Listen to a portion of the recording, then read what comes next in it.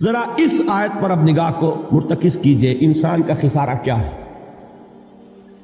دیکھیے، سب سے پہلے میں آپ کی توجہ دلاؤں گا، ذرا آنکھیں کھول کر قلب حساس کے ساتھ نوع انسانی کا مشاہدہ کیجئے، کیسے کیسے دکھ، کتنی تکلیفیں، کتنی محنت، کتنی مشقت ہے جو ہر انسان کا مقدر۔ قرآن مجید میں ایک مکمل سورت ہے، سورت البلد، اس میں اللہ تعالیٰ نے متعدد قسمیں کھا کر ایک بات کہی، لا اقسم بہذا البلد وانت حل بہذا البلد ووالد وما ولد لقد خلقنا الانسان فی کبد۔ ہم نے انسان کو مشقت ہی میں پیدا کیا، یہ مشقت ہر انسان کا مقدر ہے۔ لوگ گھروں کو چھوڑ کر آئے ہوئے ہیں، کہاں کہاں انسان جاتا ہے، یہ اس دنیا میں محنت اور مشقت۔ ہاں، ایک مغالطہ ہو جاتا ہے کہ شاید یہ محلوں میں رہنے والے جو ہیں انہیں کوئی مشقت نہیں، انہیں کوئی دکھ نہیں، حالانکہ حقیقت یہ نہیں ہے۔ جو جتنا امیر ہے آپ دیکھیں گے اس کی جسمانی مشقت کم ہے، ذہنی کوفت زیادہ ہے۔ ٹرینکولائزرز کی انہیں ضرورت پڑتی ہے، انہیں سیڈیٹیوز چاہیے، خواب آور دوائیں مزدور کو نہیں کبھی ضرورت پڑے گی۔ وہ 8 گھنٹے کی محنت کرنے کے بعد ایسا سوتا ہے کہ وہ صبح ہی کی خبر لے گا۔ اور یہ وہ لوگ ہیں کہ جن کو ہپنوٹکس، خواب آور دوائیاں، سیڈیٹیوز، مسکن ادویات، یہ سارا لیبلیم اور یہ ویلیم اور یہ فلاں اور یہ فلاں، یہ کہاں جاتے ہیں؟ ذہنی سکون اور اطمینان انسان کو حاصل نہیں۔ کسی کی جسمانی مشقت ہے، کسی کی ذہنی مشقت۔ میں آپ کو یاد دلانا چاہتا ہوں مہاتما گوتم بدھ کا معاملہ۔ 30 برس کی عمر میں کپل وستو کا شہزادہ محل کو چھوڑ کر نکل گیا، جوان بیوی کو سوتا ہوا چھوڑ کر گیا، شیر خوار بچے کو چھوڑ کر گیا۔ راجدھانی میں رہنے والا، محل کا باسی، جسے یہ معلوم ہے کہ باپ کے بعد مجھے یہ سلطنت ملنے والی ہے، کیوں گیا؟ کبھی کبھی آپ نے سوچا؟ اس نے انسان کے غم اور دکھ کا مشاہدہ کیا۔ اس نے دیکھا کوئی اندھا ہے، ٹھوکر کھا کر گر رہا، کوئی والدین کھڑے ہوئے رو رہے ہیں اور ان کی نگاہوں کے سامنے ان کا نہایت محبوب بچہ دم توڑ رہا ہے اور وہ کچھ نہیں کر سکتا۔ اس نے سوچا یہ صدمہ کیوں ہے انسان کا، یہ دکھ اس کا مقدر کیوں ہے؟ اس صدمے سے، اس دکھ سے نجات پانے کی بھی کوئی شکل ہے کہ نہیں؟ انسانوں کی ایک عظیم اکثریت، شاہ ولی اللہ دہلوی رحمۃ اللہ علیہ کے الفاظ ہیں کہ وہ لدو اونٹ اور کولو کا بیل بن کر زندگی بسر کرتی ہے۔ جو 8 گھنٹے تک اینٹیں ڈھو رہا ہو، اس شخص کا تصور کیجیے، وہ واقعی انسان ہے یا حیوان بن گیا ہے؟ اور 8 گھنٹے کی اس محنت کے بعد بھی ہو سکتا ہے کہ 2 وقت کی روٹی اسے پوری نہ ملے۔ اور یہ تو ہو سکتا ہے، نہیں ہوتا ہے کہ اگر بچہ بیمار پڑ گیا ہے تو شاید کوئی برتن بیچے بغیر اس کی دوا کا سامان نہ کر سکے۔ ایسا شخص کتنے بوجھوں تلا دبا ہوا ہے، کتنی مشقت کے اندر پسا ہوا ہے۔ لدو اونٹ اور کولو کا بیل انسانوں کی عظیم اکثریت کی سطح پر زندگی بسر کرتی ہے۔ لیکن آپ کو معلوم ہے کہ کولو کے بیل کے لیے مشقت ہی مشقت ہے، اس کے احساسات یہ نہیں ہیں جو کہ ان سے انسان کو جو صدمہ پہنچتا ہے۔ ایک بیل کو اس سے کوئی غرض نہیں کہ اس کا کوئی بچہ بھی تھا کہ نہیں تھا، اس کو کوئی بخار ہوا ہے یا کیا ہوا ہے، اس صدمے سے وہ بیل بچا ہوا ہے۔ گھوڑے کو کوئی پتہ نہیں کہ میرا بھی کوئی اولاد میری ہے یا نہیں ہے، اور مجھے اس کا کوئی صدمہ ہے یا دکھ ہے، کوئی پتہ نہیں۔ لیکن انسان کا معاملہ یہ ہے کہ والدین کو جو جو دکھ دیکھنے پڑتے ہیں اپنے بچوں کے لیے، اپنی اولاد کے لیے۔ رات کی نیند ہے حرام ہے اس لیے کہ بچہ بخار میں تپ رہا ہے یا درد سے تڑپ رہا ہے، لہذا نہ ماں سو سکتی ہے نہ باپ سو سکتا۔ میں نے ایک موقع پر دیکھا، لاہور میں کیروسین آئل، اس زمانے میں ابھی سوئی گیس نہیں آئی تھی، اور اکثر و بیشتر جو ہے یہی مٹی کا تیل جو ہے ایندھن کے طور پر استعمال ہوتا تھا، اس کی شارٹیج ہو گئی تھی۔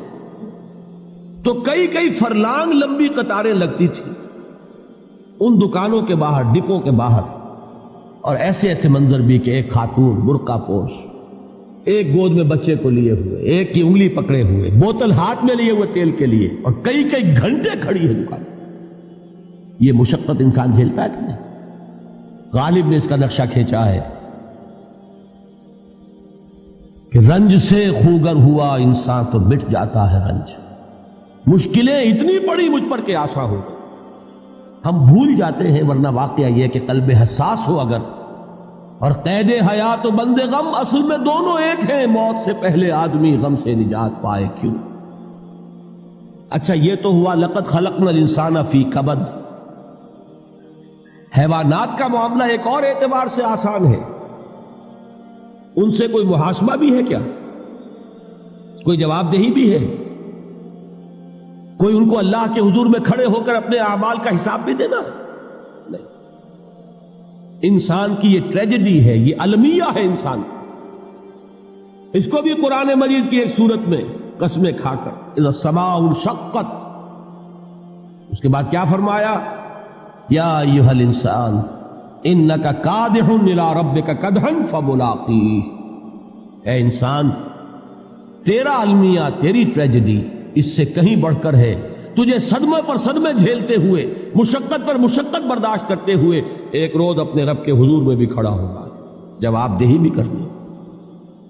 اس دن کے حساب سے، اس دن کے احساس سے جو بڑے بڑے ہماری امت کے عظیم جو گلے سرسبد ہیں، ان کا یہ حال آپ نے پڑھا ہوگا. حضرت ابوبکر صدیق رضی اللہ تعالی عنہ وہ ایک عجیب کیف کے عالم میں فرمایا کرتے تھے، کاش میں درختوں پر چہچہاتی ہوئی چڑیا ہوتا جس سے حساب کتاب نہیں ہوگا. کاش کہ میں گھاس کا تنکا ہوتا جو آج ہے اور کل آگ میں جلا دیا جاتا، ختم ہو جاتا، اس سے محاسبہ کوئی نہیں. وہ جس کے احساس سے کہ حضرت عمر جو ہے اپنے انتقال کے وقت سخت بے چین تھے. ان کے بیٹے حضرت عبداللہ ابن عمر رضی اللہ تعالیٰ عنہما نے ان کا سر جو ہے وہ اپنے زانوں پر رکھ لیا تو کہا نیچے ڈال دو. ایک عجیب بے کلی اور بے چینی. انہوں نے کہا ابا جان آپ کیوں پریشان ہیں؟ آپ تو عشرہ مبشرہ میں سے ہیں. آپ کو تو اللہ تعالیٰ نے جنت کی بشارت حضور کے ذریعے سے اس دنیا میں دی. حضرت عمر فرماتے ہیں کہ خدا کی قسم اگر قیامت کے دن عمر برابر سرابر پر چھوٹ گیا تو بہت بڑی کامیابی تصور. یہ احساس جن کو ہوتا ہے. حضرت علی کا حال کیا ہوتا ہے؟ ابھی جو آپ نے حافظ صاحب سے سنا، یہ حضرت علی کا معاملہ ہے کہ ایک تیر پیوست ہو گیا تھا، کسی طرح نکل نہیں رہا تھا. حضرت علی نے فرمایا کہ اچھا چھوڑو مجھے، میں نماز کی نیت باندھتا ہوں. نماز کی نیت پڑھتے تھے تو لرزتے تھے، کانپتے تھے.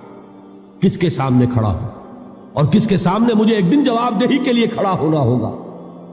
لن تزولا قدم ابن آدم، حضور نے خبر دی ہے ابن آدم کے قدم ہل نہیں سکیں گے. جیسے مجرم کھڑا ہوتا ہے کٹہرے کے اندر، اس کٹہرے میں سے ہل نہیں سکو گے حتی یسأل عن خمس، جب تک کہ 5 چیزوں کا حساب نہ لے لیا جائے. وہ 5 چیزیں کیا ہیں؟ کان کھول کر سنیے. عن عمرہ فیما افناہ، عمر کا حساب دو. یہ 80 برس اور 70 برس ہم نے تمہیں دنیا میں دیے، کہاں ضائع کیے؟ وعن شبابہ فیما ابلاہ، اور خاص طور پر جوانی کا دور، امنگوں کے دن، ولولے ہوتے ہیں، قوت ہوتی ہے، توانائی ہوتی ہے، آدمی چلتے ہوئے زمین پر پاؤں مارتا ہے، قوت جو ہے وہ اپنا اظہار چاہتی ہے. یہ جوانی کہاں گلائی؟ حساب دو، ایک ایک لمحے کا حساب دو. وَعَن مَالِهِ مِنْ أَيْنَ اكْتَسَبَهُ وَفِيمَا أَنْفَقَهُ، ایک ایک پائی کا حساب دو. مال کا کہاں سے کمایا تھا، حلال سے کہ حرام سے، اور کہاں خرچ کیا تھا، گل چھروں میں، عیاشیوں میں، یا نیکی کے کاموں میں، ادائے حقوق اللہ کے دین کے لیے. 4 سوال ہو گئے. 2 زندگی کے بارے میں، ایک زندگی پوری بحیثیت مجموعی کہاں کس کام میں لگائی، اور خاص طور پر شباب کا دور کہاں لگایا. 2 سوال مال کے بارے میں، کمایا کہاں سے، حلال سے کہ حرام سے، جائز سے کہ ناجائز سے، خرچ کہاں کیا. اور آخری سوال وعما عمل فیما علم، جو علم حاصل کیا تھا اس میں عمل کتنا کیا. علم کے انبار لگاتے چلے گئے اور عمل کے آغاز کی بھی نوبت نہ آئی. یہ علم جو ہے یہ اس روز سب سے بڑا وبال بن جائے گا. انسان اتنا علم اور عمل کچھ نہیں، بجائے کہ کریڈٹ کا ذریعہ بنے یہ الٹا ڈیبٹ کا کھاتہ بن جائے. یہ جواب دہی کا احساس ہے کہ جس کی وجہ سے انسان کی ٹریجڈی جو ہے وہ دوہری ہے. کوئی حیوان اتنے بوجھ تلے نہیں. مشقت کی، محنت کی، اس زندگی میں ختم ہوئے، اس کے بعد کوئی محاسبہ نہیں. اس کو بھی غالب نے خوب کہا ہے کہ اب تو گھبرا کے یہ کہتے ہیں کہ مر جائیں گے، اور مر کے بھی چین نہ پایا تو کدھر جائیں. یہ ہے وہ ہیومن ٹریجڈی